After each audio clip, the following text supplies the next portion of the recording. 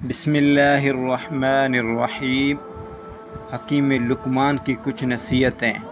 نماز کے وقت اپنے دل کو قابو میں رکھو، دسترخوان پر اپنے ہاتھ کو قابو میں رکھو،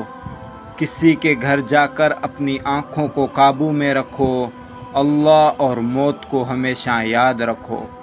اپنی نیکیاں اور دوسروں کی برائیاں بھلا دو، عورتوں اور بچوں سے راز کی بات مت کہو، سخاوت کی عادت ڈالو، ہر کام میں میاں روی اختیار کرو، کم کھانے، کم سونے اور کم بولنے کی عادت ڈالو، کسی کو لوگوں کے سامنے شرمندہ مت کرو، اپنے مال کو چھپاؤ، اپنے دوست اور دشمن کے سامنے مت لاؤ، گزری ہوئی کشیدگی کو تازگی نہ بخشو، جو بات کسی سے کہو اس پر خود بھی عمل کرو، دوستوں کو مصیبت کے وقت آزماؤ،